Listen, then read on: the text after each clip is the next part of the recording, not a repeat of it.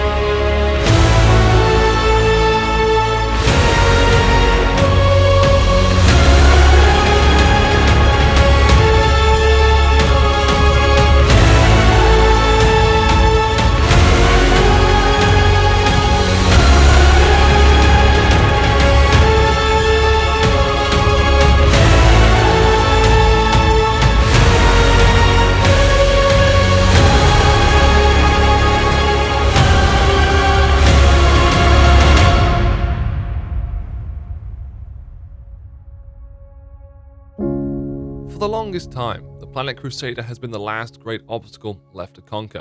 The very last giant still slouching and snoring within the verse. But now, with its awakening in 3.14 and the fantastic genre-defining work the developers at Cloud Imperium have managed to achieve in just Phase 1 of the newest and greatest tech to reach us backers, the game is forever changed. A milestone reached that will forever be a very sincere memory for all those that came before, and a sign of things to come for new and existing players alike.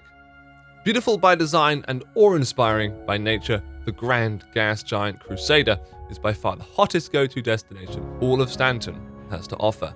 Gorgeous, mind-boggling vistas and views to surpass maybe even that of the highest heights and the tallest tower in Artcore. Horizon is a landing zone bereft of anything old and the same.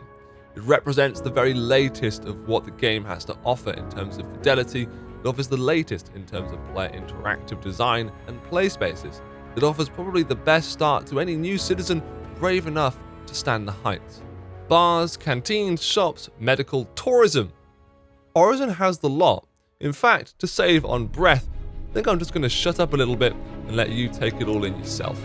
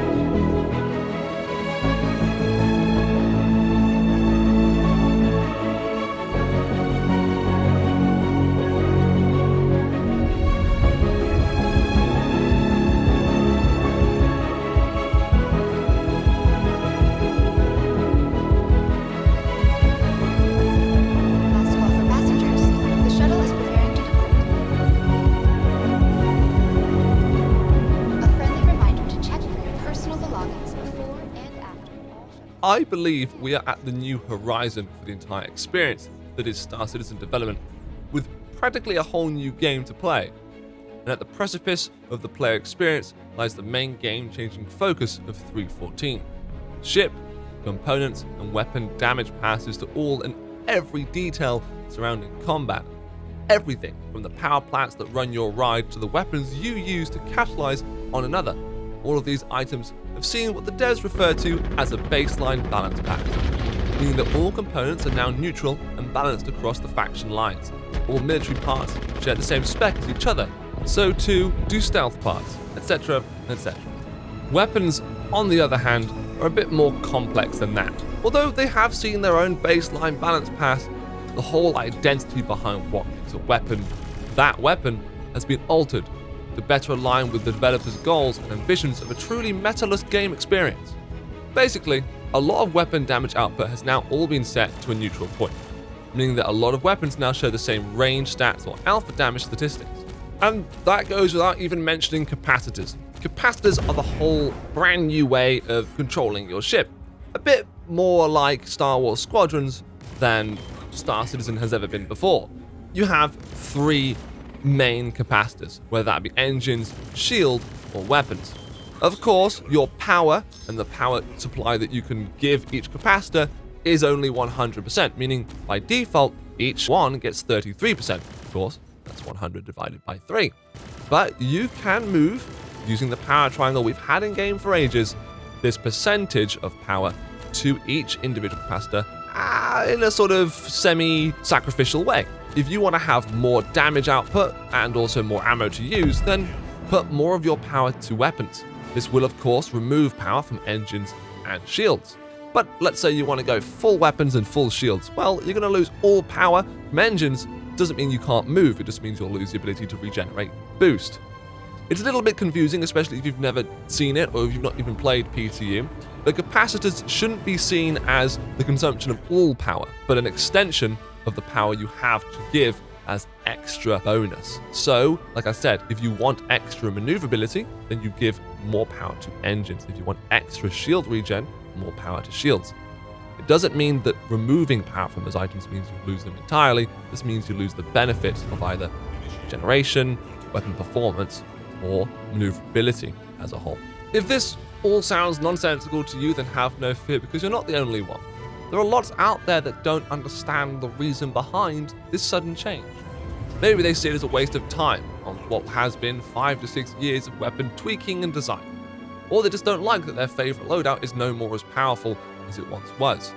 Basically, put it in a way that even I can understand, when it comes to choosing your weapon for your ship, it's now far more about the playstyle you wish to employ over what gives you the best stats for any given scenario. Maybe you find it hard to always keep your target in your sights. Well, a ballistic cannon could suit you. With its slow fire rate but much higher alpha potential, you only need to land a few good hits to render your target a paper mache debris. Or maybe you're confident. Maybe your combat style is more of a ballet in the skies, zipping and zooming around your opponent. You may be more interested in a weapon that can keep up with moves like yours. Something with a fast fire rate and travel time. A laser repeater, let's say. All in all, weapons are now far more about how you intend to use that damage provided by your choice of weapon class, far less about how that weapon damage dictates how you must play. Huge although it may be, and scary to some, needed though I think it was, because I frankly can't be bothered going patch to patch anymore, dealing with this season's meta choice of unbelievably overpowered hardware. But this brief mention of overpoweredness does bring me on to the next gargantuan change to Star Citizen brought about by 3.14. That is, of course, the new Missile Operator Mode. This Operator Mode feature is the newest iteration of a ship interaction mode, similar to what many think professions such as engineering could be. In this Missile Operator Mode, the ship's main weapons become non-functional, something to be noted especially in a single-seater craft, and your heads-up display is replaced with a familiar-looking missile locking on UI. Here, according to your key bindings and loadout, you can assign target locks, assign what missiles and how many are locked, and even choose whether to fire straight on target or dumbfire. Say if you were clearing a bunker or just wanted to shoot the ground to high heaven. Obviously though, to facilitate this new activity, SIG have decided to revamp missiles. Not only do they fly more realistically according to physics, have fuel amounts that play into range effectiveness, and overall have greatly increased range and accuracy, they also got a huge buff to damage, meaning that once again, for better or worse, missiles are the new old great threat and should by all means be avoided where possible. Now that we have the main ship combat update out of the way, let me turn your attention onto the game as a whole and what 3.14 means for you and your hardware. If you've been anywhere near anything SC related this past week, then you probably know that the new landing zone Horizon and the gas clouds of Crusader are an absolute resource hog on any machine. Luckily, as always, some of this degraded performance can be attributed to the server performance, and what you can't pin on poor servers, you now have greater control and flexibility over. Settings such as ground clutter, volumetric detail, and resolution detail. If I do say so myself, using a 5950X with an NVIDIA 3090, and all settings set to their max, the game looks better than ever, reminiscent of an old art core like when it was first introduced. Truly, the details and graphics are a step up this patch, but even on my hardware, that does mean a step down in performance in the most demanding of environments.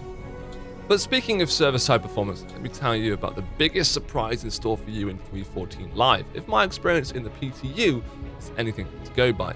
AI drones, or NPCs if you will, the sort you would find at bunker missions or here at Security Outpost Korea, seem to have much better situational awareness, greater reaction times, and by far much better aim than previous patches I can note. The bunker mission I tried for the first time only last night was a very challenging experience in my opinion, with NPCs seemingly coordinating attacks, moving to reposition, and intelligently using cover to pose a threat as I skulked about. Even if you haven't tried it yet, then I strongly recommend getting online, giving a bunker mission, Security Outpost Korea, a try while you can, see this for yourself. Obviously though, if you can't do that or just don't have access, well, have no fear, because you can probably see it all and more over on my live streams, twitch.tv/Steweymyster. And speaking of great new things, the Constellation Taurus. I'm only going to talk about it briefly here because, well, frankly, I want to make a video dedicated to it all on its own. The Taurus is by far the best looking Connie that has ever been produced. The paint that it comes with, the OEM hull, is absolutely gorgeous. A white and sort of goldy bronze yellow mix. Looks fantastic. The extended cargo bay as well. Absolutely marvelous. It kind of surprises me that we can't have this sort of cargo size on all Connies, because as far as I can see, the actual hull shape of the Constellation Taurus is exactly the same as the original Andromeda, Aquila, or Phoenix. But for all of you out there that have a Taurus, sadly I do not, I think the new Constellation Taurus is going to be a fantastic addition to your fleet, especially as a trader. Now, speaking of trade, I haven't tried out trade, so I've got no idea what that's like, nor have I tried out mining. But that is something I'm going to be trying all day, whether that be on stream or in my own time. In fact, I'll be playing 3.14 a lot, with the game feeling as fresh as it does, and with a new imbued spirit for flight combat. I can't wait to get out there and find my place in 3.14. If you haven't found your place within the verse yet, then, make sure to use my referral code when signing up so you don't miss out on all the extra goodies, like 5,000 extra starting cash. And don't miss out on the streams either, if you want a way to win awesome Star Citizen prize giveaways. Obviously, if you liked this video, then I have plenty more here for you to check out. And if you did like this, then let me know by hitting that like button, maybe even subscribing, so you don't miss out on any more 3.14 content. Oh, and leave me a comment down below telling me what you are most excited about for this patch, whether you've played it or not. And until next time, see you later, citizens.